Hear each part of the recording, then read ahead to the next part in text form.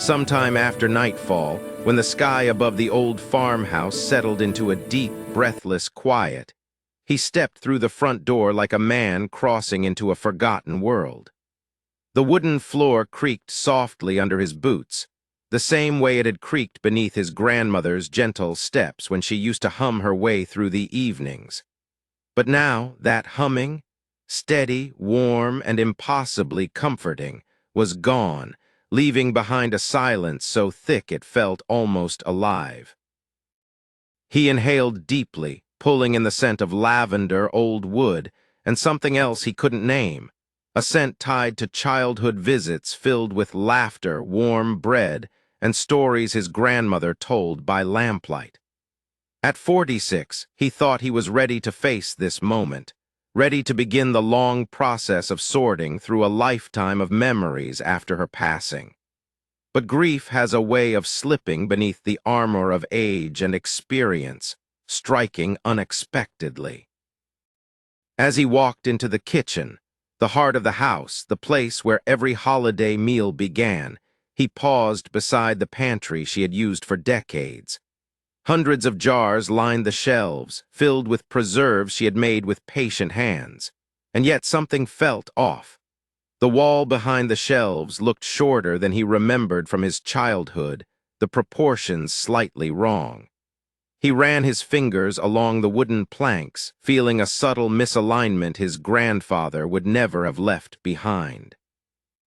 It wasn't a flaw, it was a choice, a secret. When the boards shifted beneath his touch, revealing a faint line in the wall, a strange chill ran through him. Something hidden waited behind that false surface, something his grandmother had kept locked away for more than 70 years. He spent nearly an hour studying every inch of the wall, tracing grooves, tapping panels, pushing boards with growing determination. Whoever had built this concealment had done it with precision, intelligence, and intention. Finally, beneath a loose floorboard tucked into the pantry's corner, he found a latch, rusted but functional. He pulled. A muted groan shuddered through the wall as the hidden door unlatched and swung outward, exhaling a gust of stale, cold air that smelled of old paper, metal, and time left untouched. He stepped inside slowly, pulling the string of the lone bulb hanging from the ceiling. Against all expectation, the bulb flickered to life, casting a dim glow across an 8 by 10 foot room frozen in the 1940s. A desk sat beneath the far wall, scattered with letters tied by ribbon, official documents, and sepia-toned photographs. Wooden crates lined the corners, covered in dust thick enough to write his name in. Clothes, skirts, blouses, coats hung stiffly from a makeshift rod, preserved like relics. Everything was immaculate, undisturbed. He lifted a photograph from the desk, a young woman who looked unmistakably like his grandmother, though younger, wearing clothes he had never seen her in. She stood beside a tall man with sharp features and gentle eyes. He turned over more documents, ration cards, immigration papers, but the real jolt came when he picked up a marriage certificate dated 1943, listing his grandmother by her maiden name, married to a man named Klaus Weber. That couldn't be. She married his grandfather in 1945. No one had ever mentioned another marriage. No one had said she lived another life before the one he knew. The realization struck him hard. This room was not a place of storage. It was a sanctuary of secrets. Piece by piece, the truth unraveled like a thread pulled from an old tapestry. Beneath the marriage certificate, he found documents detailing a life completely separate from the family story he'd been told. His grandmother, Anna Weber, had once lived under German identification, though she had always claimed Irish and English ancestry. More photographs showed her smiling beside Klaus, their bodies angled close, the affection genuine and warm. But what stole the air from his lungs was the birth certificate he discovered inside a yellowed envelope. September 1944. Mother, Anna Weber. Father, Klaus Weber. Child, Hinrich. His father's birthday, his father's real name. The truth hit him with crushing clarity. His father had lived 80 years believing he was the biological son of the man he called Dad, when in reality his biological father had been a stranger named Klaus, a man whose face now stared back at him from fading photographs. Struggling to steady himself, he sank into the dusty chair. His father hadn't been premature as the story went. He hadn't been the early child of a newlywed couple. He had been born months before his grandmother remarried. The silence of the room grew heavier now, as if the walls knew the weight of the secret they had been entrusted to carry. And then, deeper in the stack of documents, he found a letter that changed everything. Written in English but signed by a man claiming to be Klaus's brother, the letter asked about Anna and the baby. It spoke of Klaus being involved in something dangerous, something called the resistance. The writer hinted that Klaus's death had not been an accident. Questions flooded through him. What was his grandmother hiding from? Who had Klaus really been? Why had she buried this past so completely? The photographs held truths the documents only whispered. Spread across the desk were dozens of images of gatherings far larger than simple family celebrations. Groups of German immigrants stood in barns, beside trucks, or clustered around tables marked with maps. Klaus appeared in many of them, sometimes speaking to groups of men, sometimes loading supplies, sometimes looking over his shoulder as if aware of unseen eyes watching. These weren't random gatherings. They were meetings, planning sessions. Networks, he picked up a newspaper clipping tucked beneath a stack of photos. Factory accident kills several local men. The name Klaus Weber appeared in the list of victims, but the article contradicted the life the photos depicted. Klaus wasn't pictured as a factory worker. He was something else, someone important, someone being followed, someone being hunted.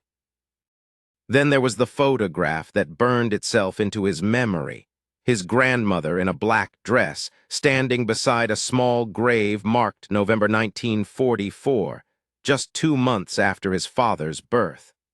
Her grief was visible in every line of her face, but so was resolve. She stood like a woman about to change her life completely. He turned to the diary next, its leather cover cracking at the corners. Inside, though written mostly in German, the urgency transcended language. The entries described safe houses, forged papers, transports hidden beneath midnight skies. Klaus wrote of increasing danger, of authorities watching, of the need to protect Anna and their unborn child. The final entry chilled him. They know. Anna must take the baby and disappear. The papers are ready. She knows what to do. Klaus had died days later. His grandmother had vanished into a new name, a new life, and a new identity. And suddenly her entire past made sense. In the last unopened crate, he found the documents that revealed the most shocking truth of all, layer upon layer of forged identities. Birth certificates, school records, work histories, all bearing his grandmother's photograph, but each with different names. Anna Murphy, Anna O'Brien, slowly transforming her from a German war bride into an Irish immigrant, seamlessly woven into American life. Alongside these papers sat letters from someone he recognized only from childhood stories, his grandfather, Thomas O'Brien. But the signatures told a different story. The letters were signed Patrick O'Brien, a name his grandfather had never spoken aloud. Patrick, it turned out, was not simply a kind man who married a widowed mother. He had been part of the same underground network Klaus belonged to. A letter dated December 1944 revealed everything. Anna, Klaus asked me to protect you and the child. The new papers are ready. We'll move to the Ohio farm and marry to complete the identity. No one questions an Irish war bride with a baby. His grandfather had saved them. His grandfather had risked everything, not for romance at first, but for loyalty to a friend. And somewhere along the years, that necessity turned into genuine love. The room seemed to breathe with the memories of men and women who had lived in shadows, risking everything to protect one another. He felt humbled standing in the presence of a truth his grandmother had carried alone for a lifetime. She wasn't just a quiet woman who baked and hummed. She was the survivor of a war fought on foreign soil and American soil alike. And she had built a life on courage, sacrifice, and secrecy. The box labeled for Heinrich held her final confession. Inside was a letter written to his father, dated 6 months before her death. Her elegant handwriting trembled across the page as she revealed everything she had never said aloud. She spoke of Klaus, brave, noble, and selfless. She spoke of Patrick, gentle, patient, and steadfast. She wrote about fear, about living in a country where being German during the war could destroy a family, about choosing silence not out of shame, but out of love. She wrote, "You were born into danger, my son. Your father died protecting others, and Patrick stepped forward to protect you. You are the child of 2 heroes. Everything I have done, I did to keep you safe." He wiped tears from the paper as he read her words. She admitted she wanted to tell him many times but didn't want to shatter the life he'd built. She hoped someday someone, perhaps her grandson, would find the room and bring the truth into the light. And that someone was him. When he finally brought his 80-year-old father into the hidden room, he watched emotions ripple across his face. Confusion, shock, grief, gratitude, acceptance. His father held the photograph of Klaus as if holding a mirror he never knew existed. "She kept this all for me," he whispered. He wasn't angry. He was relieved. The unanswered questions of his childhood, the occasional unfamiliar German words, the distant sadness in his mother's eyes, the fear she carried in her shoulders, all suddenly made sense. Together, father and son made a decision that would bridge continents. They would reach out to the family waiting across an ocean, a family who had never stopped hoping. The response came sooner than either of them expected. A phone call from Germany, Klaus's nephew, his voice shaking with emotion. They had believed Anna and the baby were lost forever. They had searched, written letters, prayed. And now, almost 8 decades later, the truth had finally arrived. Within months, arrangements were made for his father to travel to Germany. The reunion was overwhelming. Cousins, great-nieces, distant relatives greeted him with open arms and tear-filled eyes. They showed him the town square where Klaus was remembered as a local hero, a man who fought to protect those who fled oppression. They brought him to the grave where Klaus lay, allowing a son, born into secrecy, to finally meet the man whose blood ran through his veins. They shared stories of Klaus's childhood, his loyalty, his stubbornness, his humor, traits his father recognized instantly in himself. They revealed that after the war, the Weber family had built a foundation that helped thousands of refugees, continuing Klaus's mission in his honor. His father spent days listening, learning, grieving, and healing. When he returned home, he carried a new sense of identity, stronger and more complete than ever before. Together, they decided to preserve the hidden room exactly as it had been discovered, transforming it into a family museum, a living testament to bravery. They began connecting with historians, recording testimony from other families who had lived through similar hidden histories. The farmhouse that once held silence now bloomed with truth. Generations would walk through that hidden door and discover not just a secret, but a legacy. And now, as this story reaches your ears, carried through the quiet moments of your day or the stillness of your night, it becomes more than a tale about one family's secret. It becomes a reminder that the past rarely lies flat on the pages we're handed. Sometimes it hides behind walls, beneath floorboards, sealed inside dusty rooms waiting for the courage of a later generation to set it free. His grandmother had spent 70 years guarding the truth to protect those she loved. But in the end, she left behind a gift, an unspoken invitation to uncover the buried chapters of their history, to honor the sacrifices made in silence, and to rebuild the connections war once shattered.